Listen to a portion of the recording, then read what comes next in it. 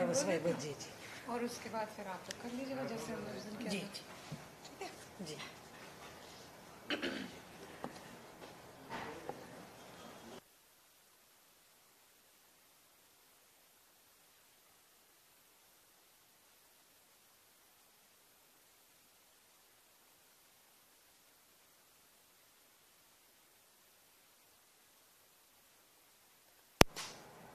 सभी को नमस्कार। आज अत्यधिक हर्ष का विषय है कि आज हमारे स्कूल शिक्षा विभाग के कक्षा 9वीं से 12वीं तक के सभी छात्र छात्राएं, सभी शिक्षकगण, पालकगण और हमारे प्राचार्य, हमारे डीओज, जॉइंट डायरेक्टर्स सभी आज इस मंच से जुड़े हुए हैं। मुझे आप सबको बताते हुए खुशी है कि हमारे बीच आज हमारे विभाग की प्रमुख सचिव मैडम रश्मि अरुण शमी हमारे साथ हैं। मैं मैम को बताना चाहूँगी कि आज का ये सत्र जो अपन ने आयोजित किया है मैम, इसमें अपन ये बताना चाहते हैं कि विगत 3 माहों में जो कोविड के दौरान चुनौतियाँ रही हैं, उस समय में स्कूल शिक्षा विभाग ने जो कार्रवाई की है, साथ ही 9वीं से 12वीं कक्षा तक के छात्र छात्राओं को बताना चाहते हैं, शिक्षकों को बताना चाहते हैं कि अब 1 जुलाई आज प्रारंभ हो गया है हमारा नया शैक्षणिक सत्र। तो उसमें हम क्या क्या गतिविधियाँ किस तरह से करने जा रहे हैं। तो मैं सबसे पहले मैडम से आग्रह करूँगी कि वो हम सबको मार्गदर्शन प्रदान करें, फिर अपन विस्तार से इस पर चर्चा करेंगे। Thank you miss Kiyawat. नमस्कार, मेरा नाम रश्मि अरुण शमी है। मैं प्रमुख सचिव स्कूल शिक्षा हूँ। आज के इस कार्यक्रम में आप सभी का स्वागत है। ये जो फेसबुक लाइव इवेंट आज आयोजित किया गया है, इसका उद्देश्य है कि आपको, वैसे तो आप सब जानते ही हैं, फिर भी एक संक्षेप में आपको बताया जाए कि हमने कोविड के दौरान क्या आपकी सहायता से क्या क्या गतिविधियाँ की हैं और अब इस अत्यंत चुनौतीपूर्ण समय में हमारे आगे की व्यवस्थाएं कैसे चलेंगी। आप जानते हैं कि नॉर्मली जो शैक्षणिक सत्र है वो 15 जून से प्रारंभ होता था और अप्रैल के महीने में भी 1 महीना स्कूल चलते थे, किंतु इस बार लॉकडाउन के कारण हमने मार्च के अंत में ही स्कूलों को बंद कर दिया था। अप्रैल का पूरा माह स्कूल बंद रहे। मई ऐसे भी हमारी जो अवकाश होते हैं, ग्रीष्म अवकाश होते हैं, और जून का भी आधा हिस्सा ग्रीष्म अवकाश के ही रूप में होता है। सामान्यतः अगर कोविड सिचुएशन नहीं होती तो 15 जून से स्कूल खुल जाते और हम स्कूल्स में एडमिशन प्रारंभ करके अब तक पढ़ाई प्रारंभ कर देते, किंतु कोविड के कारण पूरे जून के महीने में स्कूल्स बंद रहे। अभी भी आपने अखबार में पढ़ा होगा और पोर्टल पे भी हमारे निर्देश स्पष्ट हैं कि 31 जुलाई तक सभी शैक्षणिक संस्थाएं बंद रहेंगी। शैक्षणिक संस्था बंद रहने का उद्देश्य ये है कि किसी प्रकार से कोई भी बच्चे को या किसी भी टीचर को ऐसे असुरक्षित कोई स्थिति का सामना ना करना पड़े जिसके कारण उनको दिक्कत हो सके। किंतु शैक्षणिक संस्थाएं बंद रहने का ये मतलब नहीं है कि पढ़ाई नहीं होगी। पढ़ाई तो निरंतर चलती रहेगी और उसके लिए क्या व्यवस्थाएं होंगी, कैसे करेंगे, हम बच्चों तक कैसे पहुंचेंगे, हमारे शिक्षक क्या तैयारियां करेंगे जिससे कि बच्चे कठिन समय में भी पढ़ाई से जुड़े रहें, इसी पर सारा आज का प्रोग्राम केंद्रित है। मैडम अभी विस्तार से बताएंगी कि क्या क्या व्यवस्थाएं राज्य की तरफ से की जा रही है, शासन की तरफ से, क्या हमें जो हमारे शिक्षकगण हैं उनसे हमारी क्या अपेक्षाएं हैं, पेरेंट्स से हमारी क्या अपेक्षाएं हैं और बच्चों से क्या अपेक्षाएं हैं। हम किसी भी तरह से इस मुश्किल की घड़ी में बच्चों या माता पिता पर एक्सेसिव हम बोझ नहीं डालना चाहते, उनको परेशान नहीं करना चाहते, लेकिन हम ये भी समझ रहे हैं कि अगर हमारे बच्चे पढ़ाई से जुड़े नहीं रहे तो एक बहुत ज़बरदस्त किस्म का लर्निंग लॉस क्रिएट हो जाएगा। बच्चे जो पढ़े थे उससे अगर जुड़े नहीं रहेंगे तो बहुत सी चीज़ें वो भूल सकते हैं और आगे चल के कठिनाई आएगी। इसलिए वो पढ़ाई से जुड़े रहें, इसके लिए बहुत सी व्यवस्थाएं अभी की गई थी, लेकिन अब एक ज़्यादा स्ट्रक्चर्ड तरीके से इसको किया जाएगा। अब मैं अनुरोध करूंगी मिसेस कियावत से कि आप लोगों को वो बताएं। इससे पहले सिर्फ एक बात मुझे और कहनी है, वो ये है कि आप सभी लोग जो हैं जानते हैं कि अभी आज से राज्य का एक बहुत ही बृहद कार्यक्रम प्रारंभ हुआ है कोरोना को लेकर के। एक डोर टू डोर सर्वे का कार्यक्रम प्रारंभ हुआ है। आप में से बहुत सारे लोग हैं जो इस अभियान से जुड़े होंगे। अगर आप उसमें से जुड़े हैं तो आप चिंता मत करें, आपको जो काम बताया जा रहा है वो ऐसा है कि आप उस अभियान के साथ जुड़ते हुए भी कर सकते हैं। कोई आप पे कोई अतिरिक्त भार नहीं डाला जा रहा। हमारी मंशा किसी भी तरह से ये नहीं है कि आप बहुत परेशान हो इस समय में, पर यह है कि आप दोनों काम, अगर आप उस काम से जुड़े हैं तो दोनों काम आप सुविधापूर्वक तरीके से कर लें। अगर आप उससे नहीं भी जुड़े हैं तो भी एज अ कॉमन सिटीजन तो हम सब उसी अभियान से जुड़े हुए हैं, तो भी आप अपना योगदान उसमें बनाए रहें। Thank you. मैम आज डॉक्टर्स डे भी है और कोरोना की आपने बात की है तो मैं चाहूँगी आप सभी को बधाई भी दें आज डॉक्टर्स डे के लिए। आज 1 जुलाई है मैम। डॉक्टर्स डे के भाई जो मैं आज वो नहीं जुड़े हैं, लेकिन फिर भी हमारे बहुत सारे पेरेंट्स होंगे ऐसे, या हमारे टीचर्स भी होंगे जिनके परिवार में कोई ना कोई मेडिकल फील्ड से जुड़े हैं, तो उन सभी को डॉक्टर्स डे की बहुत बधाई। Thank you. Thank you ma'am. Ma'am ने जैसे अभी अपने को मार्गदर्शन दिया, मैं आगे बताना चाहूँगी कि बच्चों, आप सब बच्चों को सबसे पहले तो बहुत बहुत बधाई। मैम भी को भी बताना चाहूँगी मैम, इस बार बच्चों ने पिछले वर्ष जो आपने निर्देश दिए थे और इन्होंने जो बहुत अच्छी से पढ़ाई की है, तो उसका ये परिणाम रहा है कि इस वर्ष हमारे कक्षा 9 का परिणाम 10% अधिक आया और कक्षा 11वीं का परिणाम में 5% वृद्धि हुई है। तो इस तरह से 10th का रिजल्ट 49 से 59% हुआ है और 81 से 86% हुआ है। तो इसके लिए मैम सभी टीचर्स को और सभी बच्चों को और उनके अभिभावकों को बहुत बधाई कि उन्होंने इतना एफर्ट और इतनी मेहनत लास्ट टाइम की, जिसके हमारे बच्चों का रिजल्ट इम्प्रूव हुआ। जी, तो मैम आगे ये बताना चाहूँगी और बच्चों को भी विशेष कहना चाहूँगी कि बच्चों इस 3 माह की अवधि में आप लोगों ने तो पढ़ाई की है, पर आपके साथ साथ हमारे शिक्षकों ने भी बहुत मेहनत की है। मैं बताना चाहूँगी कि इन 3 माह में हमारे शिक्षकों ने सबसे पहले ब्रिटिश काउंसिल ने इंग्लिश का एक बहुत अच्छा मूक कोर्स ऑर्गेनाइज किया, that is massive online open course, जिसमें कि ma'am English language assessment in classroom बताया गया और लगभग हमारे 7,000 टीचर्स ने इस प्रशिक्षण को लिया है। इसी तरह मैम बताना चाहूँगी कि मेंटल हेल्थ का एक हैप्पीनेस प्रोग्राम चल रहा है, अलोहा अध्यात्म विभाग जो अपना चलाता है, a life of happiness and fulfilment. तो ऑनलाइन हमारे 10,000 शिक्षक साथी इसमें जुड़े और इन्होंने इस कोर्स को किया है मैम। इसी तरह मैम ये जो अपना स्पोर्ट्स के एकेडमी है, गोपी चंद फुलेला जी का जो मेंटर है जहाँ ELMS फाउंडेशन, उसमें हमारे गवर्नमेंट स्कूल के 300 PTIs ने एक कोर्स किया और 21 डेज का LNCP त्रिवेंद्रम से एक कोर्स साइन ने ऑर्गेनाइज कराया था, जिसमें हमारे 3000 प्राइवेट और गवर्नमेंट टीचर्स भी जुड़े हैं। तो हमारे बच्चों में निरंतर सुधार के लिए और गुणवत्ता को हर क्षेत्र में बढ़ाने के लिए हमारे टीचर्स ने विगत 3 माहों में अनूठे प्रयास किए मैम। अब मैं आगे की रूपरेखा बताना चाहूँगी। तो सभी पालकों और बच्चों को बताना चाहूँगी कि आप सब विदित हैं कि अप्रैल माह से, जैसे ही मार्च से लॉकडाउन शुरू हुआ और ये कोविड की चुनौतियाँ आईं, इस चुनौती को विभाग ने चुनौती के रूप में स्वीकारा और अवसर के रूप में देखा है और इसको अवसर के रूप में परिवर्तित करते हुए विभाग ने अप्रैल माह से ही कार्यक्रम चलाना शुरू कर दिए हैं। सबसे पहले मैं बताना चाहूँगी कि जैसा आपको विदित है कि 13 अप्रैल से ही अपने वो पालकों के समूह बना लिए गए और 50,000 डिजी लैब प्रोग्राम से आप सब परिचित हैं। डिजी लैब प्रोग्राम है डिजिटल लर्निंग एनहांसमेंट प्रोग्राम। इसके अंतर्गत 50,000 समूह व्हाट्सएप के बनाए गए हैं और इन समूहों में निरंतर रीडिंग मटेरियल भेजा जा रहा है। ये कक्षा 1 से कक्षा 12 तक के लिए हैं और मुझे बताते हुए खुशी है कि इन समूहों में हम लोग विषयवार सामग्री उपलब्ध कराते हैं। इसके साथ ही ये जो सामग्री डिजी लैब पे जा रही है, इसको हम लोगों ने विमर्श पोर्टल पर भी संधारित किया है। तो जो बच्चे ये सामग्री वहाँ अगर उनका मिस हुआ है तो उनको चिंता करने की ज़रूरत नहीं है। विमर्श पोर्टल पर ये सामग्री उपलब्ध है। हमारे टीचर्स इसको पेन ड्राइव में कॉपी करके कक्षा में भी बताएंगे। इसी तरह हमने DDMP के माध्यम से भी मध्य प्रदेश दूरदर्शन पर शैक्षिक सामग्री का प्रसारण किया जा रहा है। आप सबको विदित है कि सप्ताह में 5 दिन इसमें दूरदर्शन की मदद से हम लोग अपने पूरे दूर दराज के क्षेत्रों में दूरदर्शन के माध्यम से निरंतर 11 मई से कक्षाएं आयोजित कर रहे हैं और इसका समय सारिणी भी आपको दिख रही होगी। कक्षा 10 के लिए 12 बजे से 1 बजे तक कक्षाएं लगती हैं, कक्षा 12 के लिए 3 से 4 बजे तक और 21 मई से हमने कक्षा 9 और 10 के लिए भी 9वीं और 11वीं के लिए भी कक्षाएँ प्रारंभ की है। कक्षा 9 की 10 से 11 बजे तक और 11 की 11 से 12 बजे तक।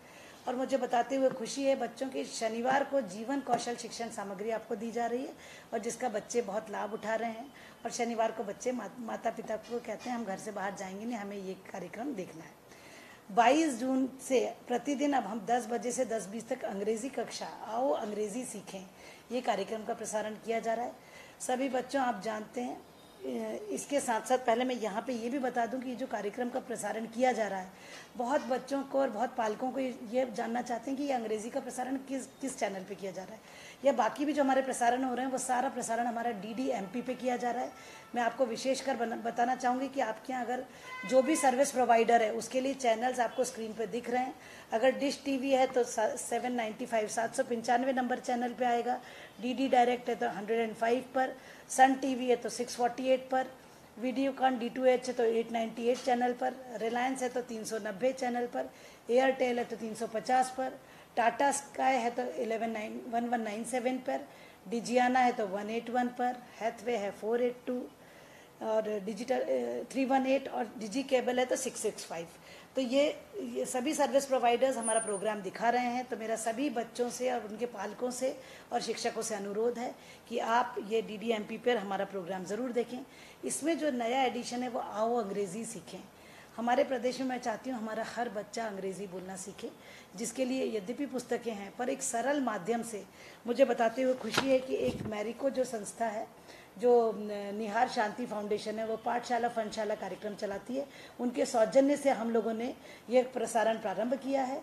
ये प्रसारण प्रतिदिन हो रहा है प्रातः 10 बजे से 10:20 तक। अभी 20 मिनट का प्रोग्राम है, पर बच्चों की जैसी मांग आई है कि इस कार्यक्रम को थोड़ा लंबा किया जाए, तो इसको अभी हम 30 मिनट का करने जा रहे हैं। और हमारे ये 50 सत्र थे जिसको हम 31 जुलाई तक पूरा पूर्ण करने के लिए 30 मिनट्स में प्रोग्राम को आयोजित करके 31 जुलाई तक करेंगे। मेरा प्रत्येक कक्षा के बच्चे से आग्रह है कि वो कृपया इस कार्यक्रम को ज़रूर देखें, ज़रूर सुने और अल्फ़ाबेट्स में उच्चारण करें। अंग्रेज़ी हिंदी में जितनी मात्राएं हैं उतनी अंग्रेज़ी में कोई मात्रा नहीं, मात्र A से Z तक 26 अक्षरों का ये खेल खेल में हम सीख सकते हैं। तो मेरा आप सभी से आग्रह है कि ये प्रोग्राम ज़रूर देखें। नेक्स्ट,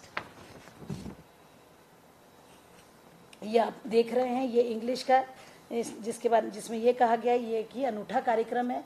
इसमें अब तुमसे दूर नहीं अंग्रेज़ी भाषा का ज्ञान, पढ़ो लिखो बोलो इसको अपना तुम मित्र जान। तो बच्चों, हमको अंग्रेज़ी को मित्र बनाना है और ये कार्यक्रम को हमें ज़रूर सीखना है। नेक्स्ट, विगत 3 माह में हम लोगों ने जो डिजिलैब प्रोग्राम के अंतर्गत प्रगति की है, मैं आप सभी पालकों से शेयर करना चाहती हूँ, सभी बालिकाओं से शेयर करना चाहती हूँ। बच्चों, ये कार्यक्रम बहुत महत्वपूर्ण है और इसका कंटेंट बहुत ही गुणवत्तापूर्ण है। अभी तक 50,000 हमारे व्हाट्सएप ग्रुप बने और मुझे बताते हुए खुशी कि 21 लाख हमारे इस ग्रुप में पालक और विद्यार्थी जुड़ चुके हैं। पर साथ ही लेकिन ये भी बताना चाहूँगी कि जब कार्यक्रम प्रारंभ हुआ था तब मात्र 2 लाख थे, अब ये बढ़कर 6.5 लाख हो गए। लेकिन फिर भी अभी यह गैप बहुत अधिक है। 14.5 लाख हमारे बच्चे और इस कार्यक्रम का लाभान्वित हो सकते हैं। मैं सभी पालकों से और सभी बच्चों से कहूँगी कि जिनके पास अपने स्मार्ट मोबाइल्स हैं वो ज़रूर इसमें व्हाट्सएप ग्रुप से जो जुड़े हुए हैं वो अपने बच्चों को सामग्री दिखाएं, और जिन विद्यार्थियों के पास मोबाइल है वो आवश्यक रूप से इस प्रोग्राम को डिजिलैब से अपनी कक्षा के पाठ्यक्रम को अनिवार्यता देखें। बच्चों, अब तो ग्रीष्मकालीन अवकाश समाप्त हो चुका। इस बार अपने को अवकाश की अवधि भी बहुत अधिक मिली है, तो अभी हम विगत 3 माह से अवकाश मना चुके हैं और मुझे खुशी है बताते हुए कि हमारे शिक्षक साथी भी आके आग्रह कर रहे हैं और बच्चे भी चाह रहे हैं कि अब अध्ययन अध्यापन शुरू होना चाहिए। तो जैसा कि आपको विदित है कि इस चुनौती को अवसर के रूप में बदलते हुए अपन ने काफ़ी चीज़ें ऑनलाइन प्रारंभ की हैं और अभी ये 1 माह भी अभी आपको विदित है कि 31 जुलाई तक अभी भी हमारी जो परिस्थितियाँ हैं उसमें हम तत्काल स्कूल खोलने की स्थिति में नहीं है। इसीलिए हम लोग चाहते हैं कि अब वर्तमान व्यवस्था में हम इस पढ़ाई को जो अभी तक हम चला रहे थे इसको और सिस्टमेटिक कर दें। जैसा कि आपको विदित है कि कक्षा 9 से 12 का मटेरियल हम न सिर्फ डिजिलैब में मोबाइल के माध्यम से भेज रहे हैं वरन टीवी से भी भेज रहे हैं और साथ ही साथ अब हम पुस्तकें भी लाएंगे। तो सबसे ज़्यादा ज़रूरी है कि इसमें हम सामंजस्य बिठाएं। तो 16 जुलाई से हम हमारा घर हमारा विद्यालय जो कार्यक्रम का शुभारंभ करने जा रहे हैं। तो मैं आपको बताना चाहूँगी कि हम डिजिलैब अपना जो है और टीवी इनको सामंजस्य बनाते हुए समान रूप से समान प्रकृति का पाठ्यक्रम की जानकारी आपको भेजना प्रारंभ करेंगे ताकि अब बच्चों में कोई एक रूपता से पढ़ाई आगे जारी रख सकें। अब मैं बच्चों बताना चाहूँगी कि अभी से अप्रैल तक हमारे पास मात्र मोबाइल और टीवी था। अब जैसा कि विदित है कि जुलाई आ गई और अब अपने स्कूल खुलना चाहिए थे, पर स्कूल नहीं खुले, तब हमने अपने घर को ही अपनी पाठशाला बनाया है। पर अपने घर में भी पाठशाला बनाना है तो पुस्तकें तो आवश्यक हैं। तो बच्चों, जुलाई माह में हम लोग जा रहे हैं सबसे पहले आपको पुस्तकों का वितरण करने। मैं बताना चाहूँगी कि जुलाई माह में कक्षा 10 से 12 के विद्यार्थी उनको हम पाठ्य पुस्तक से पढ़ाएंगे और कक्षा 9 के विद्यार्थियों को बताऊंगी कि ब्रिज कोर्स चलाएंगे। जैसा कि आपको विदित है, कक्षा 8 से बच्चा जब कक्षा 9 में आता है तो हम लोग प्रारंभ के 3 माह में उनको ब्रिजिंग करते हैं, तो ये ब्रिज कोर्स की सामग्री देते हैं, तो यही सामग्री आपको उपलब्ध कराई जाएगी।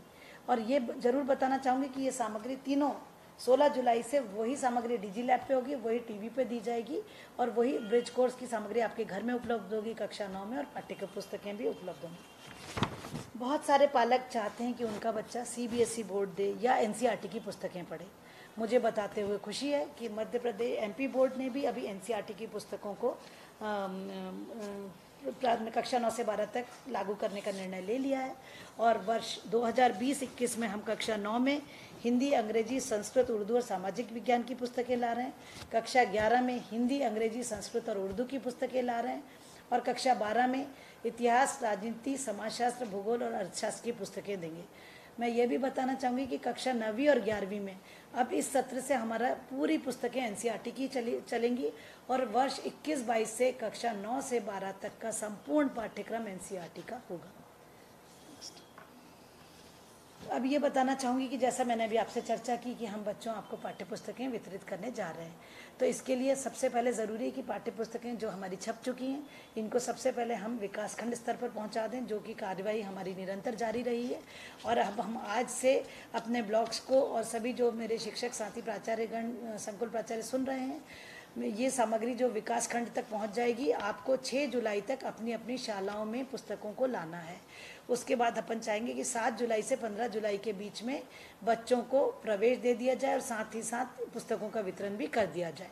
और मैं ये भी बताना चाहूँगी बच्चों की पुस्तकों को, चूँकि अब घर में विद्यालय रहेगा तो आपको टाइम टेबल भी हम इन पुस्तकों के साथ टाइम टेबल भी उपलब्ध कराएंगे, वो उस और साथ में मासिक कैलेंडर देंगे, तो वो पुस्तकों के साथ अवश्य लेकर जाइए ताकि आप अपने घर में उसको चस्पा कर लें और उसके अकॉर्डिंग हमारा घर हमारा विद्यालय कार्यक्रम का 16 जुलाई से विधिवत शुभारंभ किया जा सके।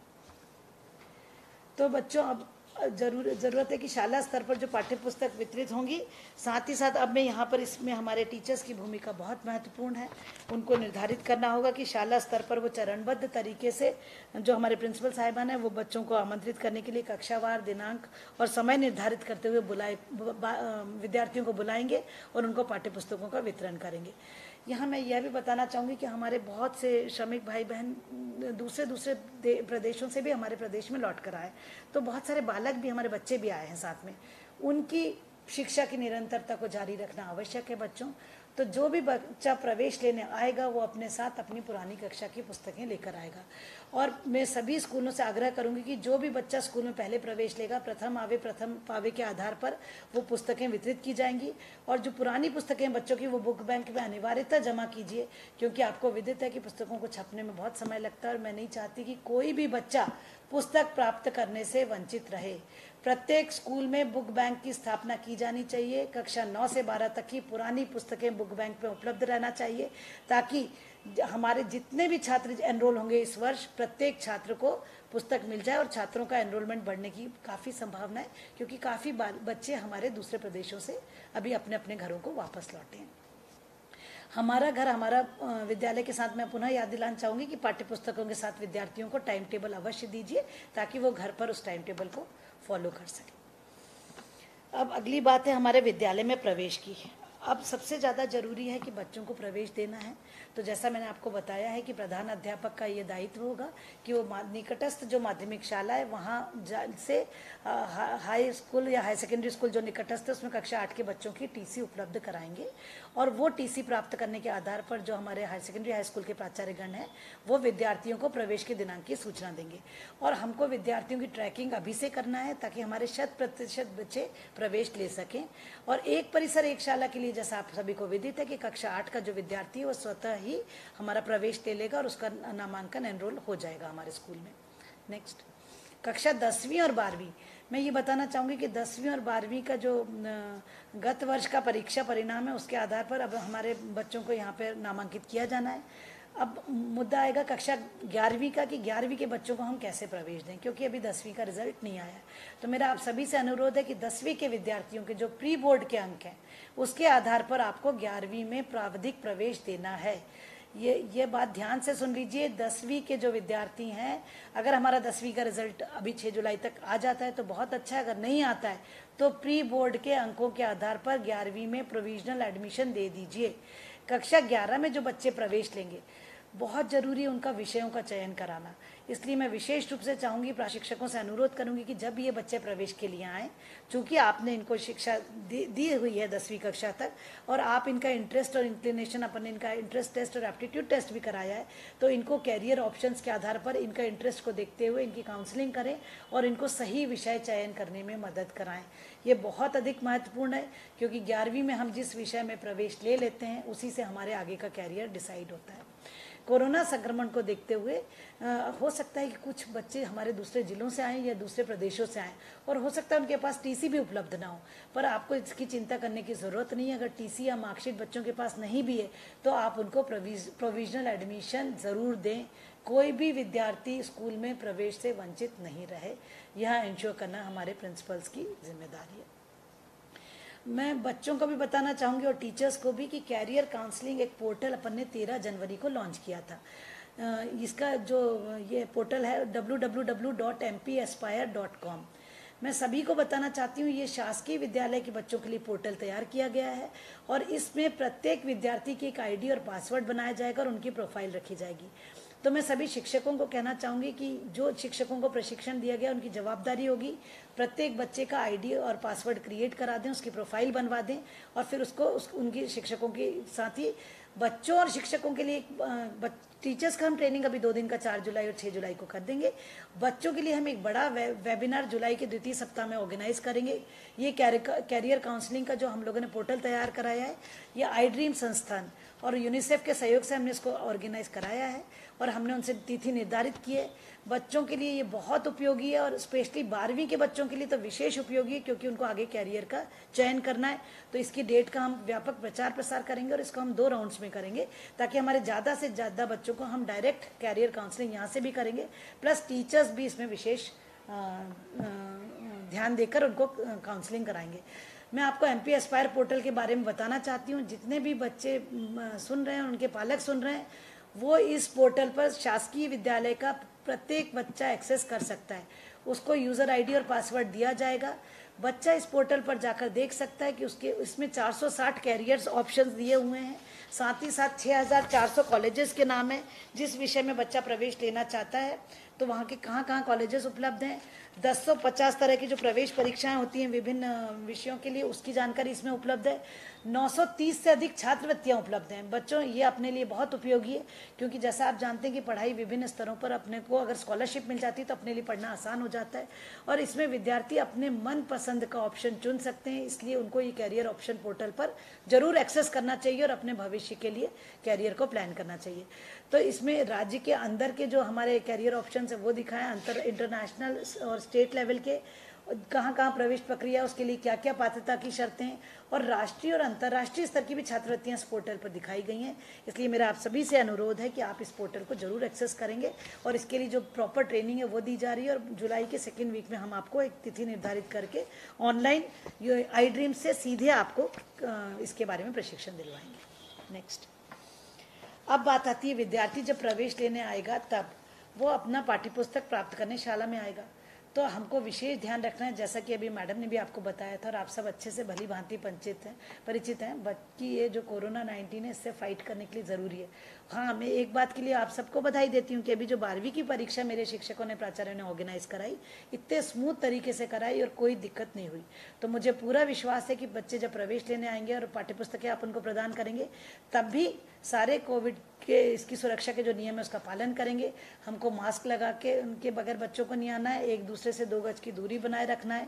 शाला में गेट पर ही हमें सैनिटाइजर अथवा पानी और साबुन की व्यवस्था ज़रूर रखिए। विद्यार्थी को हाथ धोने के बाद ही स्कूल में प्रवेश दीजिए। और साथ ही साथ हमने बच्चों से ये भी अपेक्षा की क्योंकि बच्चा एक पौधा लाए साथ में या बीज लाए। बच्चे सोचेंगे हम पौधा कहाँ से लाएं, तो कोई दिक्कत नहीं बेटा, आम की गुठली लाओगे वो रोपोगे तो वो उग जाएगी, नींबू का बीज लाओगे वो लगाओगे तो नींबू का पौधा आएगा। नेक्स्ट, तो आप इस तरह से अपने स्कूल में एक ना एक अपना पौधा लेकर आएंगे।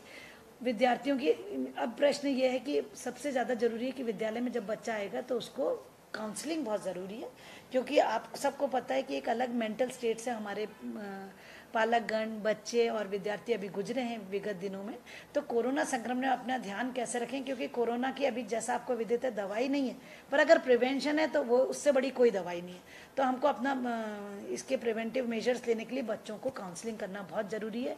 साथ ही बच्चों को ये भी बताना है कि घर को विद्यालय कैसे माने, घर में विद्यालय समझकर अध्ययन कैसे करें। और जैसा मैंने बताया था, जो बीज या पौधा लाएंगे, तो अगर हमारे स्कूल में फेंसिंग है तो वहाँ पर ही बच्चे को पौधा लगवाएंगे। ये जरूर इंश्योर करें कि जहाँ भी बच्चा पौधा लाए, अगर स्कूल में बाउंड्री वॉल नहीं है तो वो ग्रीन फेंसिंग से काम चला सकते हैं, और अगर वो भी नहीं है तो बच्चा अपने गाँव में जाकर भी इसको बीज को या पौधे को रोप सकता है, लेकिन उसको देखभाल करना और उसका नामकरण करना बच्चे की जिम्मेदारी है।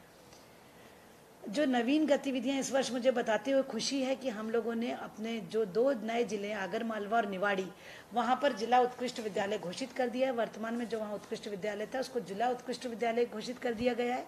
तो इसमें अकॉर्डिंगली आप लोग एडमिशन्स देंगे, और साथ ही जितनी जिला उत्कृष्ट विद्यालय को सुविधाएं दी जाती हैं वो सब इन दोनों विद्यालयों को दी जाएंगी। साथ ही साथ एक बहुत बड़ी खुशी की बात है कि जो हमारे 200 मॉडल स्कूल्स चल रहे थे, जो अभी तक 9 से 12 कक्षा तक चल रहे थे, हाई सेकेंडरी स्कूल्स को अब हम लोगों ने माध्यमिक स्तर की कक्षाओं का संचालन प्रारंभ किया है। इस वर्ष हम प्रदेश के सभी 201 मॉडल स्कूल्स में कक्षा 6 प्रारंभ करने जा रहे हैं। और साथ ही साथ मुझे ये भी बताते हुए खुशी है कि हमने कक्षा 6 में एक इंग्लिश मीडियम सेक्शन और कक्षा 9 में एक इंग्लिश मीडियम सेक्शन खोला है। मैं उन सभी पालकों को कहना चाहती हूँ कि अब आपको चिंता करने की ज़रूरत नहीं है। अगर आपके बच्चे आरटी के अंतर्गत इंग्लिश मीडियम स्कूल्स में भी पढ़े हैं तो वो हमारे मॉडल स्कूल में कक्षा 9 में प्रवेश ले सकते हैं, कक्षा 6 में इंग्लिश मीडियम सेक्शन में प्रवेश ले सकते हैं।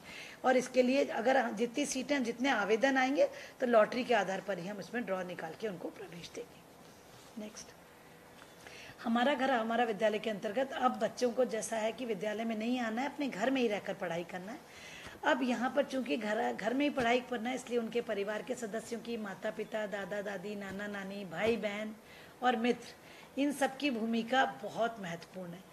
मैं आप सबको ये कहना चाहूँगी कि हम सभी परिवार के सदस्यों को अपने बच्चों को उत्साह से मोटिवेट करना है, उनका उत्साहवर्धन करना है और उनको निरंतर मार्गदर्शन देना है कि उनका घर ही उनकी प्रथम पाठशाला है। विद्यार्थी को एक अच्छा माहौल घर में देना है, बड़े बुजुर्गों से उनको ज्ञान की बातें सीखना है, ताकि उनका और उनकी जो अपनी वोकेबलरी है और उनका जो शब्दों का भंडार है वो और अधिक बढ़ सके। साथ ही मैं पालकों को विशेष सहयोग चाहूँगी कि वो घर में बच्चों को पढ़ने के लिए प्रेरित करेंगे। बच्चों को जोर से पढ़ने के लिए कहिए, चाहे वो अंग्रेजी पढ़े चाहे वो हिंदी पढ़े। और घर में अपना कितना भी बड़ा घर हो, घर में एक स्थान बच्चे को नियत करिए कि बेटा यहाँ बैठ के आपको पढ़ाई करना है। और मुझे सभी माता पिताओं से आग्रह करना है कि अपने बेटों को भी मोबाइल दें, अपनी बेटियों को भी मोबाइल दें। कहीं कहीं ये पता चलता है कि बेटियों को मोबाइल माता पिता नहीं दे रहे हैं। भैया, बेटियां भी आगे बढ़ेंगी और आपका नाम रोशन करेंगी। इसी तरह दूरदर्शन में भी जो दिखाना है, तो वो जो टीवी का टाइम जब हमारे कार्यक्रम आते हैं, मतलब जब शिक्षा विभाग के पाठ्य सामग्री प्रदाय की जाती है, उस समय में दूरदर्शन बच्चों के लिए ही खुले रहेंगे और बच्चे उनको निरंतर देखेंगे और अपने वीडियो प्रोग्राम्स देखेंगे। कक्षा 9 से 12 तक के विद्यार्थियों के लिए ये जो 16 जुलाई तिथि है, उस दिन से पूरा आपको सिंक्रोनाइज पाठ्यक्रम मिलेगा। आप चाहे तो डिजीलैब से पढ़ाई कर सकते हैं, आप चाहे तो टीवी देख सकते हैं, और साथ ही साथ जो हमने टाइम टेबल दिया है उसको फॉलो करना नितांत आवश्यक है। मैं प्रत्येक विद्यार्थी से कहना चाहती हूँ, कक्षा 9 से अब आपके जीवन के एक नए उसकी शुरुआत होती है। आपका पूरा कैरियर आपके 9वीं 10वीं 11वीं 12वीं पर निर्भर है। आपकी ज़िंदगी की ये नींव है। अगर हमारी नींव मजबूत होगी, हम अच्छे से पढ़ पाएंगे। मैं सभी बच्चों को कहना चाहती हूँ, टाइम टेबल अवश्य फॉलो कीजिए। स्कूल में आप 6 घंटे पढ़ते हैं, हमने आपको इतना बड़ा टाइम टेबल नहीं दिया है, हमने आपको मात्र 4 घंटे का टाइम टेबल देंगे। तो प्रत्येक बच्चा जब स्कूल से वापस पाठ्य पुस्तकें लेकर जाएगा तो इंश्योर करे कि उसके साथ टाइम टेबल भी उसको मिल जाए। साथ ही साथ शनिवार को हम लोग जीवन कौशल शिक्षा देंगे, और शनिवार को ही जो आपने 5 दिन पढ़ा है उसका अभ्यास किया जाना है। साथ ही साथ प्रत्येक टीचर से मेरा आग्रह है कि शनिवार के लिए एक टेस्ट प्रतिदिन, प्रति सप्ताह जो पढ़ाया है उस पर एक टेस्ट जरूर बनाकर बच्चों को देंगे, और बच्चे टेस्ट करके व्हाट्सएप पे डाल सकते हैं। और बच्चे टेस्ट करके अगर टीचर के संपर्क में पंचायत भवन में या सप्ताह में 1 दिन मुलाकात करते हैं तो उनको दे सकते हैं, और नहीं तो अपनी कॉपी तैयार करके रखेंगे। जैसे ही स्कूल खुलेगा हमारे टीचर उसको चेक करेंगे। नेक्स्ट, जो साप्ताहिक समय सारिणी है वो शिक्षकों और विद्यार्थियों को डिजीलैब समूह के माध्यम से भी भेजी जाएगी। अगर स्कूल में आपको नहीं मिल पा रही है तो उसकी इतनी चिंता करने की ज़रूरत नहीं है, वो हम इसके माध्यम से भी भिजवाएंगे। समय सारिणी बहुत क्लियर रहेगी। इसमें आपको पूरा लक्ष्य दिया गया, आपका टारगेट नियत किया गया है। मैं कामना से कहना चाहूँगी, हमारी एडिशनल डायरेक्टर कामना हमारे साथ है, ये अब आपको समय सारणी के बारे में जानकारी जैसा हम सबको पता है कि ये वर्ष जो है वो अन्य वर्षों से बिल्कुल अलग है, उस तरह से नहीं है जिस तरह से हमारे यहाँ सामान्यतः वर्षों में हम पढ़ाई की व्यवस्था होती थी। उस व्यवस्था से बिल्कुल ही अलग तरह की व्यवस्थाओं के लिए ये जो सत्र है ये हमें प्रेरित कर रहा है। आप सबको पता है, जैसा अभी चर्चा हुई है, कि हमारा जो शैक्षणिक सत्र आरंभ होता है वो सामान्यतः 1 अप्रैल से आरंभ होता है। और आपको पता है कि अब हम जुलाई माह में भी स्कूल आरंभ नहीं कर पा रहे हैं। इसका मतलब ये है कि यदि हम अप्रैल से जुलाई तक देखें तो लगभग हमने 50 से 60 कालखंड खो दिए हैं। इसका मतलब ये है कि सामान्यतः हमारे जो स्कूलों में कालखंड होते हैं उन कालखंडों में लगभग 180 कालखंड में हमारा जो पाठ्यक्रम है वो पूरा होता है। अब जब हम 50-60 कालखंड हमारे समाप्त हो चुके हैं तो ऐसी स्थिति में निश्चित रूप से हमको अपने पाठ्यक्रम को भी रिवाइज करना है, जो राष्ट्रीय स्तर पर भी और सभी राज्यों के स्तर पर भी किया जा रहा है। और जो पाठ्यक्रम सामान्यतः 180 कालखंड का है उसको अब घटाकर 130 से 150 के कालखंड तक लाया जा रहा है, ताकि जो विद्यार्थी हैं उन पर ज़्यादा बोझ न पड़े और बच्चे जो हैं वो आसानी से उस पाठ्यक्रम के माध्यम से पढ़ पाएँ। तो जो पाठ्यक्रम है उसके लिए बहुत ज़्यादा बच्चों को बोझ समझने की आवश्यकता नहीं है, क्योंकि जितना समय अब कम हो गया है उस समय के आधार पर हम पाठ्यक्रम को भी कम कर रहे हैं। लेकिन जैसे ही हम कहते हैं कि हमारा घर हमारा विद्यालय, तो इससे स्पष्ट है कि हमको अब जो काम हम विद्यालय में बैठ के करते थे वो अब हमको घर पे करना शुरू करना पड़ेगा। यदि हम वो नहीं करेंगे तो शायद हमारी जो आगे की पढ़ाई है, न केवल इस साल की बल्कि उसके बाद जो हमारी निरंतरता डिपेंड करती है जिस पर कि हम अगले साल भी जो पाठ्यक्रम पढ़ेंगे उससे हमारा जो लिंक है वो प्रभावित न हो। तो जो मिनिमम चीज़ें हैं जो आपको इस वर्ष के पाठ्यक्रम में पढ़नी ही आवश्यक होगी, उनके लिए हमको विशेष प्रयास करना होगा। और उसी के लिए राज्य स्तर से हमने एक सभी जो विषय विशेषज्ञ हैं उनके साथ चर्चा करके एक प्रत्येक कक्षा के लिए समय सारणी तैयार की है, जिसमें जैसे यदि हम कक्षा 9 के लिए बात करें तो सोमवार से शुक्रवार तक प्रतिदिन 3 घंटे बच्चों को कम से कम घर पे पढ़ना पड़ेगा। जैसा आपको पता है कि यदि आप स्कूल जाते, बच्चे यदि स्कूल आते तो सुबह 10:30 बजे से 4:30 बजे तक स्कूल लगता है, तो उनमें से कम हमको उतने घंटे यदि हम स्कूल जाते और पढ़ते, तो यदि हम उतने घंटे नहीं पढ़ पाते हैं तो भी कम से कम हमको आधे मतलब उसका 50% तो घर पर पढ़ना ही होगा। तो कक्षा 9 के लिए जो हमने समय सारणी तय की है उसमें सभी बच्चों को सोमवार से शुक्रवार प्रतिदिन कम से कम 3 घंटे पढ़ना होगा। और इन 3 घंटों में हमने ये भी तय किया हुआ है, जैसा आप लोगों को पता है कि 10 बजे से 11 बजे तक कक्षा 9वीं के लिए दूरदर्शन पर भी प्रसारण होता है, और जो व्हाट्सएप ग्रुप्स बने हुए हैं उनमें भी DGLEP के माध्यम से हम सब्जेक्ट वाइज जो वीडियोस हैं वो हम आप लोगों से शेयर करते हैं। तो जैसा अभी आयुक्त महोदया ने भी बताया कि अब हम इसको सबको सिंक्रोनाइज कर रहे हैं, और जो दूरदर्शन पर आएगा वही जो DGLEP के व्हाट्सएप ग्रुप्स हैं उसमें भी आएगा। तो जो कक्षा 9वीं के लिए हमने अभी पाठ्यक्रम जो दैनिक समय सारणी बनाई है उसमें यह है कि 10 बजे से 11 बजे तक तो वो दूरदर्शन पर देखेंगे, अथवा जो DGLEP के माध्यम से जो व्हाट्सएप ग्रुप में सामग्री आ रही है उसको पढ़ेंगे, उसके माध्यम से पढ़ेंगे। और उसके अलावा 12 बजे से 12:30 तक और 12:30 से 1 बजे तक, मतलब लगातार 1 घंटा हिंदी और अंग्रेजी पढ़ें, और 2 बजे से 3 बजे तक गणित और विज्ञान पढ़ सकते हैं। तो इससे 3 घंटे यदि आप रोज़ बच्चे पढ़ेंगे तो निश्चित रूप से उनकी जो लर्निंग कैपेसिटी है, कॉम्पिटेंसीज हैं, उनमें इम्प्रूवमेंट होगा।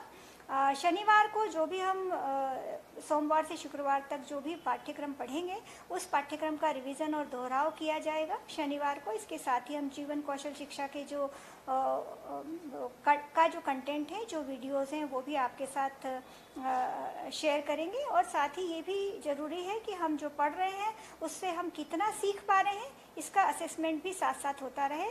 तो एक दिन जो है वो किसी एक विषय का टेस्ट इसमें आवश्यक रूप से होगा, ताकि बच्चे कितना सीख पा रहे हैं घर पर ये भी ध्यान हमें पता चलता रहे और शिक्षकों को इसकी जानकारी होती रहे। इसी प्रकार से कक्षा 10वीं के लिए जैसा आपको पता है कि 12 बजे से 1 बजे तक दूरदर्शन पर प्रसारण होता है और DGLEP के माध्यम से भी हम वीडियोस का प्रसारण करते हैं। 12 बजे से 1 बजे तक हम प्रतिदिन जो प्रसारण करते हैं उसमें 2 विषय होते हैं, जिसमें 30 मिनट के 2 वीडियोस होते हैं और 2 सब्जेक्ट पर मार्गदर्शन दिया जाता है, 2 सब्जेक्ट्स को पढ़ाया जाता है। तो चूंकि 10वीं आप सब लोगों को पता है कि बोर्ड परीक्षाएं होती हैं, इसलिए हमको कम से कम जो बच्चे हैं उनको 4 घंटे घर पर पढ़ना होगा और उसके लिए ये जो दैनिक समय सारणी आपको दिखाई जा रही है, इस दैनिक समय सारणी के आधार पर यदि पढ़ेंगे तो सभी बच्चों के लिए बेहतर होगा। शनिवार को जैसा 9वीं के लिए बताया गया था, उसी तरह से 10वीं में भी शनिवार को सप्ताह में पढ़े गए पाठों का रिवीजन, दोहराव और जीवन कौशल शिक्षा के साथ ही एक विषय के टेस्ट की व्यवस्था भी की जाएगी। कक्षा 11 के लिए थोड़ा सा समय हमको ज़्यादा बढ़ाना पड़ेगा, क्योंकि हमको यहाँ पर जो है वो स्ट्रीम्स में सभी लोग डिवाइड हो जाते हैं। कुछ बच्चे साइंस लेंगे, कुछ मैथ्स लेंगे, कुछ कॉमर्स लेंगे, कुछ आर्ट्स के विद्यार्थी होते हैं। तो इसीलिए सोमवार से शुक्रवार तक, चूँकि बच्चे बड़े भी हो गए हैं और आगे चल के उनको इसी के माध्यम से वो अपना कैरियर भी डिसाइड करते हैं, इसलिए उनसे ये अपेक्षा होगी कि वो कम से कम 4 घंटे 20 मिनट प्रतिदिन पढ़ें। ये एक सुझावात्मक समय सारणी हमने दी है, लेकिन इस समय सारणी को आप अपने स्तर से परिवर्तित भी कर सकते हैं, लेकिन आपको ये तय करना है कि जो 4 घंटे 20 मिनट का समय दिया गया है, उन 4 घंटे 20 मिनट में प्रत्येक सब्जेक्ट को कम से कम 40 मिनट आप पूरे दिन भर में पढ़ लें। यदि आप इस समय सारणी को फॉलो करते हैं तो निश्चित रूप से आप बेहतर तरीके से पढ़ पाएंगे, और यदि आप इसके अलावा आपको कोई समय और उपयुक्त लगता है तो आप उसको उससे इंटरचेंज करके अपनी समय सारणी भी बना सकते हैं। लेकिन ऑब्जेक्टिव यही है कि सभी बच्चे जो हैं वो कम से कम 3 से 4 घंटे प्रतिदिन घर पे पढ़ें, तभी हमारा जो ये कार्यक्रम है कि हमारा विद्यालय हमारा घर हमारा विद्यालय, वो सफल हो पाएगा कि हम विद्यालय जिस तरह से जाकर पढ़ते थे उसी तरह से हम इस घर में भी विद्यालय की तरह का ही माहौल बनाकर और पढ़ें। इसी प्रकार से कक्षा 12वीं के लिए भी है, जो मैंने आपको कक्षा 11वीं के लिए कहा वही सेम कक्षा 12वीं के लिए है। इसमें जो हम समय सारणी बना रहे हैं, उस समय सारणी को हमने बहुत विशेष रूप से इस तरह से डिसाइड किया है कि ऐसे टॉपिक्स को हम पहले आइडेंटिफाई हमने किया है जिनमें बच्चे आसानी से पढ़ सकते हैं, जिनमें शिक्षक के ज़्यादा सहयोग की आवश्यकता नहीं है।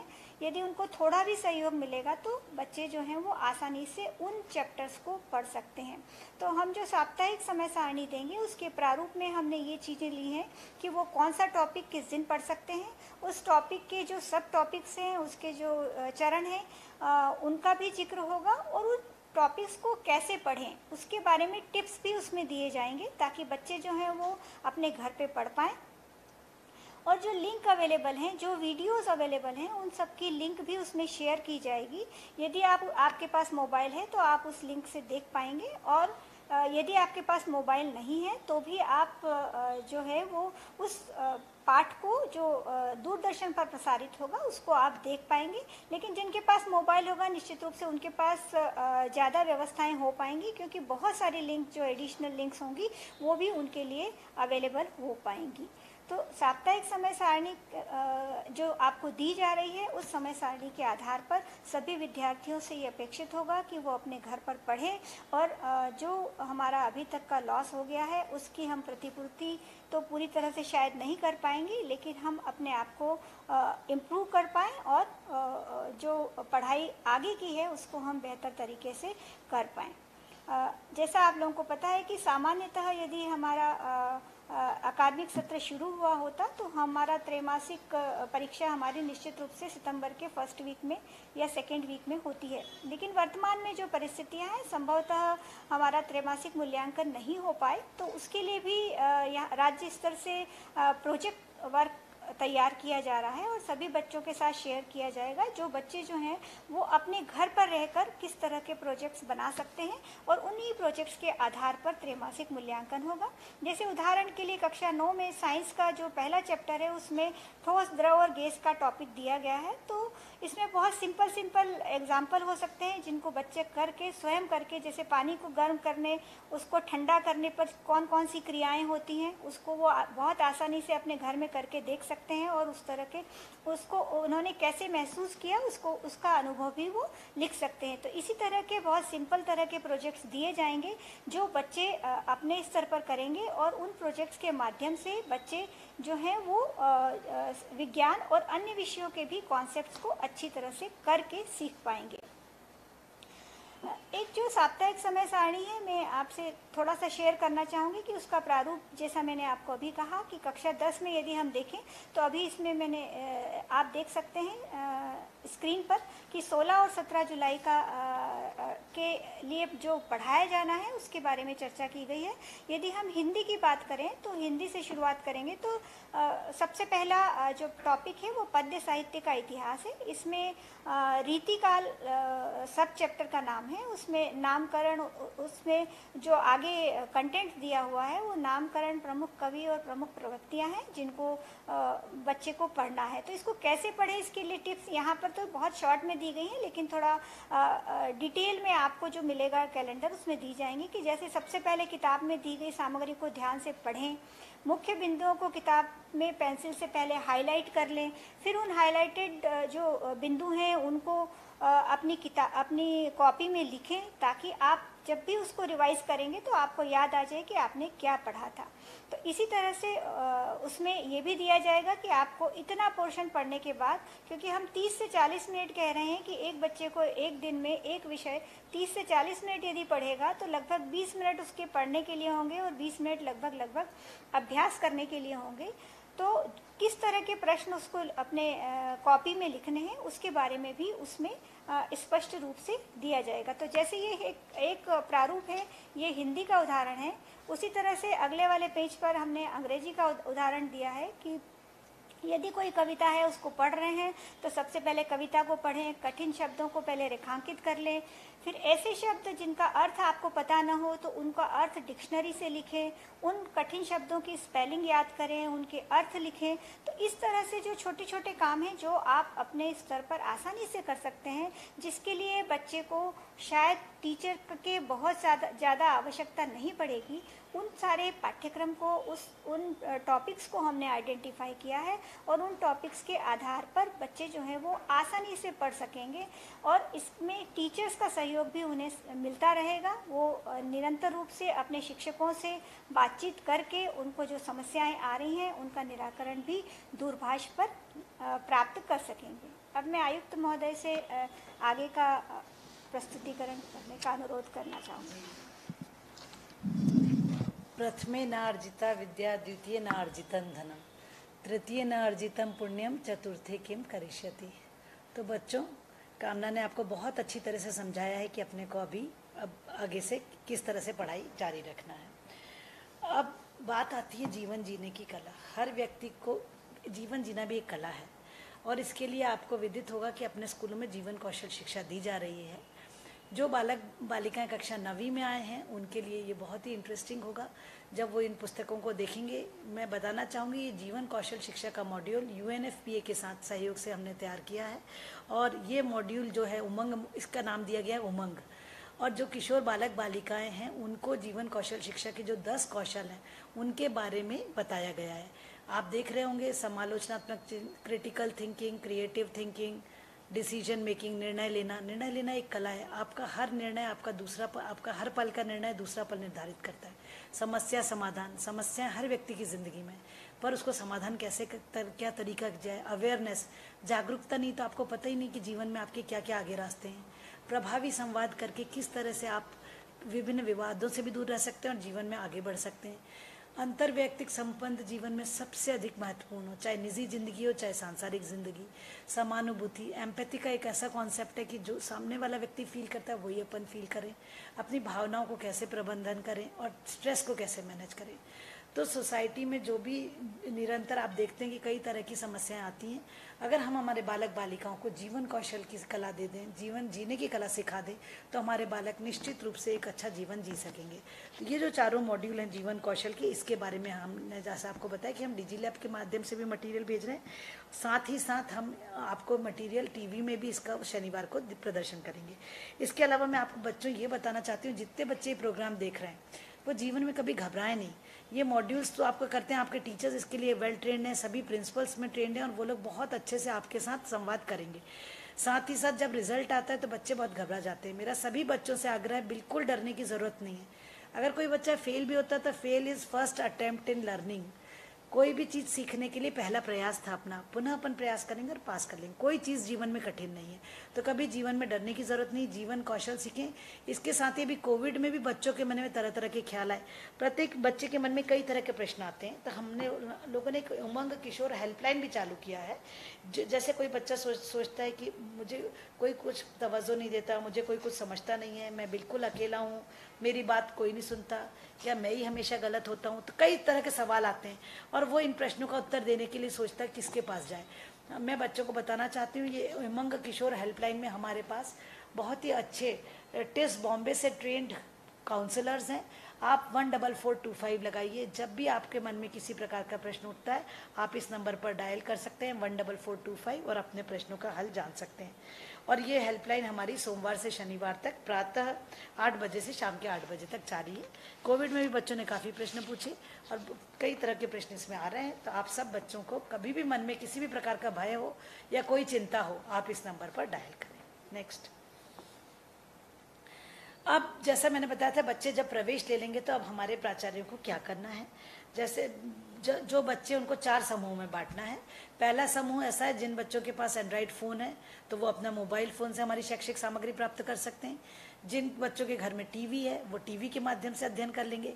जिनके पास न तो टीवी और न मोबाइल फ़ोन है, ऐसे भी विद्यार्थी, उनके हमको एक अलग समूह में रखना होगा। और ऐसे विद्यार्थी हैं जिनके पास मोबाइल या टीवी दोनों है लेकिन पढ़ने में रुचि नहीं है, तो ऐसे हमको 4 समूहों में अपने विद्यार्थियों को बांटना होगा। नेक्स्ट, जब हम ये समूह बना लेंगे तो जैसा मैंने कहा, समूह 1 तो डिजिलैब के माध्यम से हमारी शैक्षिक सामग्री देख लेगा। समूह 2 टीवी है तो टीवी से पढ़ लेगा। पर अब प्रश्न आता है समूह 3 का। ऐसे बच्चे हैं जिनके पास टीवी और मोबाइल दोनों नहीं है। मैं बताना चाहूँगी, पालक जो मेरी बात सुन रहे हैं, अगर आपके घर में टीवी है और आपके पड़ोस के बच्चों के घर में नहीं है, कृपया करके अपने घरों में उन बच्चों को आमंत्रित करें और उनको टीवी की सुविधा उपलब्ध कराएं। इसी तरह ऐसे विद्यार्थी जिनके मित्रों के पास टीवी है, वो अपने मित्रों के घर जाकर इस टीवी को देखें। बड़े भाई बहन और छोटे भाई बहन अब उनके साथ बैठ के टीवी देख सकते हैं। विद्यार्थी अध्ययन कैसे करेंगे इसकी चर्चा करेंगे। साथ ही मैं ये बताना चाहूँगी कि अभी हम लोगों ने पंचायत एवं ग्रामीण विकास विभाग के सहयोग से सभी सीईओ जिला पंचायतों को निर्देशित किया था और आप सभी मेरे टीचर्स ने ये बहुत अच्छी कार्रवाई की है कि प्रत्येक ग्राम पंचायत में ग्राम पंचायत भवन को हमारे बच्चों की पढ़ाई के लिए खुलवाया है। तो जितने घंटे टीवी में प्रसारण होता है प्रातः जो 10 बजे से 4 बजे तक, तो वो हमारा टीवी वो खुला रहता है, हमारा ग्राम पंचायत भवन। ग्राम में जो भी शिक्षक उपलब्ध है, मेरा उनसे अनुरोध है वो ग्राम पंचायत भवन में जाएं और जब जो बच्चे पंचायत भवन में टीवी देखने आते हैं वहाँ उनको टीवी भी दिखवाएं और वहीं के वहीं साथ में उनकी समस्याओं का भी समाधान कर सकते हैं। पर सोशल डिस्टेंसिंग का ज़रूर फॉलो करेंगे। अब बात आती है समूह 4 की, जो सबसे की जिन बच्चों के पास या मोबाइल है या टीवी है या दोनों है और फिर भी उनकी रुचि नहीं है, तो बच्चों को पढ़ाई के लिए मोटिवेट करना, अब चूंकि शिक्षक हमारे घर पर उपलब्ध नहीं है इसलिए ये जिम्मेदारी पालकों की है। ऐसे बच्चों को मोटिवेट करें, उनके बड़े भाई बहन उनको मोटिवेट करें, उनके दादी नानी उनको मोटिवेट करें। विद्यार्थी शिक्षक जो है, मैं एक बहुत अच्छा कॉन्सेप्ट अभी हमारे को पता चला है कि जो विद्यार्थी, जो अच्छा बच्चा है, जो बच्चा अच्छी पढ़ाई कर रहा है, वो विद्यार्थी शिक्षक की भूमिका अदा कर रहा है गाँव में और अपने मित्रों को साथ में बिठा के उनको अध्ययन करा रहा है। तो ये पीयर लर्निंग का जो कॉन्सेप्ट है, इसको समूह 4 के लिए उनको बच्चों को जोड़कर प्रेरित कर उनको जरूर अध्ययन कराइए। अब बात आती है प्राचार्यों की जिम्मेदारी की। प्राचार्यों की जिम्मेदारी हमने बहुत अलग से अच्छे से डिफाइन करी है। जैसा मैंने आपको बताया, सभी प्राचार्यगण आप लोगों ने 4 समूह बना लिए, उनको अलग अलग लिस्टिंग कर लिया है। मोबाइल, टीवी, जिनके पास दोनों नहीं है और जिनकी रुचि नहीं, अब इनके जो समूह हैं इनको हमको रजिस्टर में इनके नाम अंकित करिए और साथ ही फिर अपने शिक्षकों की संख्या देखिए। इन शिक्षकों को इनके बच्चों के समूहवार और इनको बांट दीजिए। प्रत्येक बच्चा कोई ना कोई शिक्षक पालक होगा। जैसे घर में पालक जिम्मेदारी निभा रहे हैं, घर में ही रहकर ये शिक्षक पालक बच्चों को मदद करेंगे, तो वो बच्चे उनके साथ निरंतर जुड़ा रहेगा और पूरा फ्री रहेगा। उसको कोई भी अध्ययन करने में दिक्कत आ रही है तो वो अपने टीचर से शेयर करेगा। बच्चों की बराबर अध्ययन की प्रगति प्राप्त करेंगे। हमारा घर हमारा विद्यालय कॉन्सेप्ट में अपन टीचर शिक्षक पालक का कॉन्सेप्ट ला रहे हैं, तो हर बच्चे के लिए एक शिक्षक पालक भी रहेगा। साथ ही माता पिता की भूमिका बहुत अहम रहेगी।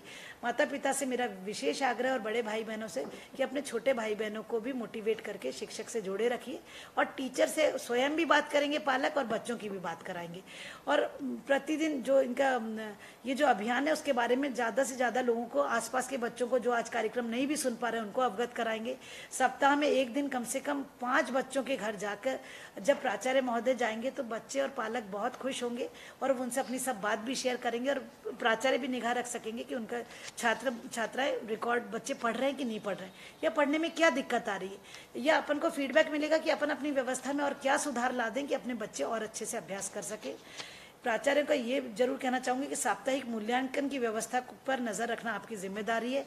हर शनिवार को अभ्यासकार कराना अनिवार्य है और उसका मूल्यांकन किया जाना है।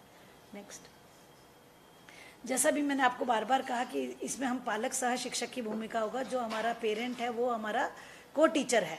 तो परिवार में कक्षा 9 से 12वीं में आपके मन में ये ख्याल आएगा कि ये बहुत बड़ी कक्षा है, इस कक्षा के बच्चे को तो टीचर ही पढ़ा सकता है, हम नहीं पढ़ा सकते।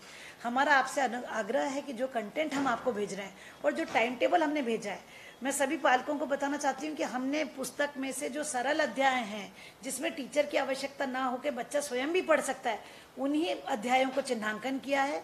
वही पाठ्यक्रम पर सामग्री पढ़ने के लिए हम टाइम टेबल में बच्चों को दे रहे हैं, क्योंकि जो कठिन पाठ है वो तो हमारा स्कूल खोलेंगे तब टीचर पढ़ाएंगे।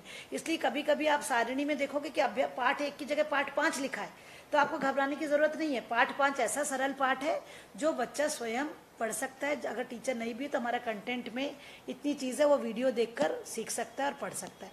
तो मेरा अनुरोध है कि टाइम टेबल आप अपने घर में चिपकवा दीजिए एक दीवार पर, और बच्चे का भी ध्यान रहेगा, आपका भी ध्यान रहे। बच्चे को घर में एक स्थान दीजिए, एक कोना दीजिए जहाँ पर बच्चा बैठ के शांति से पढ़ाई कर सके, उसको शिक्षा का कोना समझिए। और टीवी और एंड्रॉयड जो हमारे स्मार्ट फोन्स हैं, मेरा आपसे आग्रह है, अगर आप खेत पर जाते हैं, आप अपना मोबाइल लेकर जाते हैं, कोई बात नहीं, शाम को घर आएँ तो बिल्कुल नहीं भूलिए अपने बच्चे को मोबाइल देना और उसको पढ़ने के लिए प्रेरित कीजिए। तो ये मेरा आप सभी पालकों से आग्रह है कि अब आपको शिक्षक की भूमिका निभानी है। आगामी 1 माह या 1.5 माह जितना भी समय लगेगा स्कूल खुलने में, कक्षा 9 से 12 बहुत ही मेरे बच्चे गंभीर हो चुके हैं। मेरा आप सबसे आग्रह है कि अपने बच्चों को पालक सह शिक्षक की भूमिका निभाते हुए जो शिक्षक कक्षा में जितना माहौल देते हैं वैसा ही माहौल घर में बनाकर बच्चों को पढ़ाएंगे। अब आती है विद्यार्थियों की जिम्मेदारी। बच्चों, करत करत अभ्यास के जड़मती होत सुजान, रसरी आवत जाते सिल पर पड़त निशान। तो बच्चों, जब रस्सी पत्थर को काट सकती है, हम और आप नहीं पढ़ सकते क्या? हम बिल्कुल पढ़ सकते हैं। तो मेरा आप सबसे कहना है, आप सब के लिए अपन ने इतनी अधिक व्यवस्था की है कि आपको अगर डिजिलैब से मोबाइल मिल जाता है बहुत अच्छा है, नहीं मिल जाता है टीवी तो हर गांव में, और ग्राम पंचायत जिस गांव में वो पंचायत भवन में आपको अनिवार्यता जाके देखना है। मैं आप सबको कहना चाहूँगी कि आपको सबसे इम्पोर्टेंट काम है स्कूल में जाकर प्रवेश अपना लेने के साथ ही पुस्तकें प्राप्त करना, पुस्तकों के साथ टाइम टेबल लेना, टाइम टेबल लेकर घर आना, दीवार पर चिपकाना, दीवार पर चिपका के अपना किताब पेन पेंसिल तैयार रखना। बेटा, पढ़ना और लिखना दोनों ज़रूरी है। सिर्फ मौखिक याद कर लोगे उससे काम नहीं चलेगा। पढ़िए और लिखिए। अंग्रेज़ी की कक्षाओं को ज़रूर अटेंड कीजिए। 10 बजे से 10:30 तक जो हमारी कक्षाएं चलेंगी उसको प्रतिदिन आप अटेंड करोगे। करियर काउंसलिंग पोर्टल के लिए हम आपको अगले जुलाई में अभी आपसे फिर बात करेंगे। उसके पहले हम आपके टीचर्स का ट्रेनिंग कर रहे हैं। टीचर, जब आप स्कूल में 11वीं कक्षा में एडमिशन ले रहे हो, अनिवार्यता अपने शिक्षक से संपर्क करो और करियर काउंसलिंग के बारे में जानो। आप अपना इंटरेस्ट टीचर के साथ डिस्कस करो, अपना एटीट्यूड बताओ कि मैं ये पढ़ना चाहता हूँ। टीचर आपकी प्रगति और देखकर आपको गाइड करेगी। 11वीं में विषय का चयन सही रूप से कर लीजिए। स्वयं पढ़ने के साथ साथ अपने जो छोटे भाई बहन हैं उनको पढ़ाना भी आपकी जिम्मेदारी है। जरूर अपने गाँव में, अपने आसपास अपने छोटे भाई बहनों की मदद कीजिए। नेक्स्ट, अब सबसे इम्पोर्टेंट है हमारे शिक्षकों की जिम्मेदारी। हमारे शिक्षकों ने गत वर्ष अपनी जिम्मेदारी बहुत बखूबी निभाई है। जैसा मैंने आपको बताया कि आप लोगों ने बहुत अच्छा रिजल्ट, न सिर्फ रिजल्ट लाया है वरन आपने विगत 3 माह में भी विभिन्न कोर्सेज अटेंड किए हैं और सबसे ज़्यादा मैं बधाई देती हूँ सीएम राइज में अपने आप को रजिस्टर करा के और बराबर सारे सर्टिफिकेट्स हासिल करना शुरू कर दिए, विच इज़ वेरी गुड। अभी हम आगे का पूरा अपना कंटेंट सीएम राइज पे ही देने जा रहे हैं। तो शिक्षकों को मैं सबसे पहले कहना चाहती हूँ कि आपकी सबसे बड़ी जिम्मेदारी है अपने विद्यालय में जितने छात्र हैं और आपके प्राचार्य के साथ बैठकर आपने जो छात्रों का डिवीजन कर लिया है, तो विषयवार अपने बच्चों को अपने साथ जोड़ लीजिए। आप ही उनके शिक्षक पालक की भूमिका भी अदा करेंगे। बच्चे घर में रहकर पढ़ेंगे, पर प्रतिदिन जैसे अपन अपने बच्चों को मॉनिटर करते हैं, ये मेरे शिक्षकों से अनुरोध है कि वो उस बच्चे को अपने बच्चे जितनी मेहनत से पढ़ाएं। मुझे पूरा विश्वास है कि इस 1-1.5 महीने को हम बर्बाद नहीं होने देंगे। आज 1 जुलाई प्रारंभ हो गया है। हम आगामी 1.5 माह में इतनी प्रगति कर लेंगे कि बच्चा जब स्कूल आएगा तो सब बच्चे हमारे एट पार एक लेवल पे रहेंगे। आप इंश्योर करें बच्चे के पास साप्ताहिक टाइम टेबल होना चाहिए, उसके घर में टाइम टेबल चस्पा हुआ होना चाहिए और उसके मान से वो अपना प्रतिदिन आप एक रजिस्टर संधारित करेंगे। और आप भी 5 बच्चों से न्यूनतम 10 बच्चों जितनी आपकी कैपेसिटी, आप संपर्क भी करेंगे और दूरभाष पर भी संपर्क कर सकते हैं और दूरभाष से भी बच्चों की प्रगति लेते रहें। और व्हाट्सएप पे वो जो बच्चा पेपर सॉल्व करके भेजता है उसको चेक करें, उसको वापस बताएं, उसकी गलतियों को बताएं, उनको सुधारें। तो कॉपी चेकिंग का जो अभियान हम लोग स्कूलों में चलाते थे, वो अब आपको इन बच्चों को व्हाट्सएप पर चलाना है। और जो बच्चे संपर्क में हैं उनके ग्राम पंचायत भवन में जाके मदद कर सकते हैं, घरों में संपर्क कर सकते हैं। नेक्स्ट, साप्ताहिक टेस्ट पेपर तैयार करना सबसे इम्पोर्टेंट जिम्मेदारी है। मुझे खुशी है प्रत्येक शिक्षक हमारी द्वारा भेजी हुई सामग्री प्रतिदिन पढ़ रहा है। जैसे ही आपको डिजिलैब का मटेरियल मिलता है, सबसे पहले आप स्वयं पढ़ते हैं, उसके बाद आप बच्चों को शेयर करते हैं, शाम तक आप बच्चों से इंटरेक्शन भी कर रहे हैं। पर शनिवार को टेस्ट पेपर देना शुरू कर दीजिए ताकि बच्चे की कॉपी संधारित हो जाए। बच्चा उसमें पेपर सॉल्व करके अपना निरंतर रखेगा। जो पाठ पढ़ेगा 5 दिन, उसके बारे में उसका टेस्ट हो जाएगा, बच्चे का असेसमेंट हो जाएगा और आप अपने बच्चों के लेवल को मूल्यांकन कर पाएंगे कि बच्चा जब स्कूल आया तो किस लेवल पर है।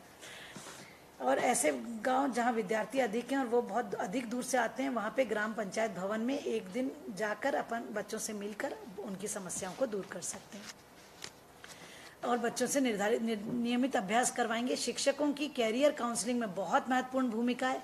9वीं से 12वीं तक के बच्चों को तो हमें मदद करना ही करना है, पर 11वीं के बच्चों को कैरियर का चुनाव करने के लिए आपकी बहुत ज़रूरत है। बच्चे जब प्रवेश लेने आएंगे, प्लीज़ एंश्योर आपका बच्चा 11वीं कक्षा में उसी विषय में वही स्ट्रीम चुने जिसमें उसका इंटरेस्ट है, क्योंकि जीवन भर नहीं तो बच्चा फिर पछताता है। उसका 11वीं बहुत महत्वपूर्ण है। प्लीज़ उसकी कैरियर काउंसलिंग करिए और उसको फील्ड का चुनाव कराइए। नेक्स्ट, अब हमारे बीईओज, डीईओज, जितने भी मॉनिटरिंग अधिकारी हैं, उन सब से मेरा अनुरोध है कि इस अभियान हमारा घर हमारा विद्यालय को सफल बनाना हम सब की जिम्मेदारी है। हमें इंश्योर करना है आप भी कम से कम 5-5 बच्चों से संपर्क करें और आप भी इन बच्चों से साप्ताहिक समय सारणी पहुंच रही है कि नहीं, डिजिलैब का मटेरियल मिल रहा है कि नहीं। पालकों को मोटिवेट कीजिए। अभी भी 21 लाख में से 6.5 लाख पालक जुड़े हैं। जिनके पास स्मार्टफोन है वो बच्चों को पढ़ाने क्यों नहीं दे पा रहे हैं, जरा चेक करिए। अगर उनके यहाँ टीवी है तो कोई दिक्कत नहीं है, वो स्मार्टफोन नहीं यूज़ कर पा रहे हैं, वो टीवी से अपने बच्चों को दे दें, कोई दिक्कत नहीं। पर प्लीज़ एंश्योर बच्चा घर में, मोहल्ले में, नेबर के यहाँ जाकर ये पढ़ाई ज़रूर करेगा। प्रतिदिन गांव, शहर, वार्ड में इस अभियान के बारे में ज़्यादा से ज़्यादा लोगों को जागरूक करें। इसको शिक्षक और अभिभावक उनको इन दोनों की है कि वो जो बच्चों की चिंता होती है उसको हल करने में शिक्षक और अभिभावकों को आप भी मदद करेंगे। अब राज्य स्तर से मैं आप सभी को बताना चाहूँगी कि हम लोगों ने एक व्हाट्सएप नंबर भी हम आपको उपलब्ध करा रहे हैं। इस नंबर पर पालक, शिक्षक, विद्यार्थी जब ये अभियान चलाएगा तो आप हफ्ते में, 15 दिन में जो भी आपको अच्छा लगता है वो हमारे साथ सक्सेस स्टोरी, कहानी, सफलता की कहानी के रूप में, फोटो, वीडियो के रूप में शेयर कर सकते हैं। ये हम इसलिए शेयर कराना चाहते हैं कि आप अगर कोई ऐसा काम कर रहे हैं अनूठा जो हमारे दूसरे साथी भी कर सकते हैं, हम वो सब के साथ आपकी शेयर करेंगे, आपकी कहानी सफलता की या आपके फोटोज़ और वीडियोस, ताकि हमारे दूसरे शिक्षक साथी भी एक दूसरे से पीयर लर्निंग कर सकें, एक दूसरे से सीख सकें और हमारे बच्चे भी एक दूसरे से सीख सकेंगे और आगे अपने सफलता के कदम आगे बढ़ाएंगे। इसी तरह जो निर्धारित पाठ्य सामग्री हमारी अब निरंतर अभी जारी रहेगी। दूरदर्शन से भी हमारा एग्रीमेंट आगे हो चुका है, डिजिलैब के माध्यम से भी हमारी निरंतर और अंग्रेजी की सामग्री अभी निरंतर 31 जुलाई तक हमारी ये सामग्री आपको भेजी जाती रहेगी और हम इसको आगे भी कंटिन्यू करने का प्रयास करेंगे।